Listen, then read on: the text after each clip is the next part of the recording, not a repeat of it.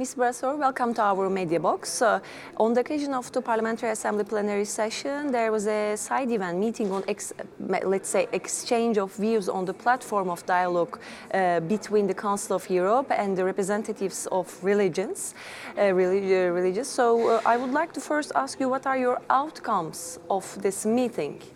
Well, first of all, I was a rapporteur in 2011 on the religious dimension in the intercultural dialogue, because it was very important to have talks, and we all agreed, also the non-believers agreed with my text, and I was very proud of it, I must say, that we said what unites us is the Convention on Human Rights. And all religions, of course, there is a freedom of religion, but they have to recognize the convention and also uphold the values which are in the convention.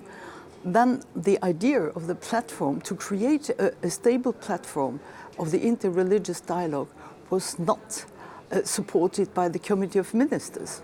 And when Pope Francis came in November 2014 to speak to the Council of Europe, he asked for an agora, for a platform, in order to have that interreligious discussion.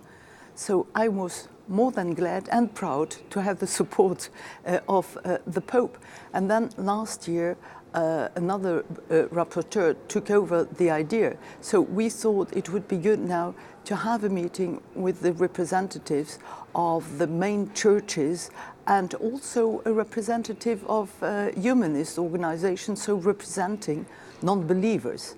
And in order to find a common ground to continue to talk together, because especially now it's so important to have it and to fight against extremism, because the extremists, they are using religions for their purpose. In fact, religion or belief becomes a hostage of the terrorists, and there all religious leaders must stand up and together in order to combat extremism and to combat also hate and intolerance.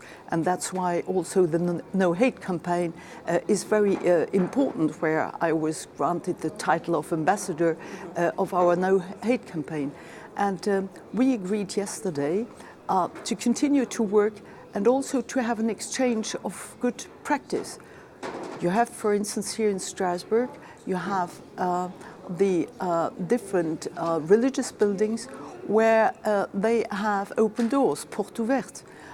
And that's important that the citizens learn how other religions work and not to be afraid anymore, and to ask all the questions, and then they must get answers. So it starts by the religious leaders, but it has to be spread out to the whole population. That's the idea.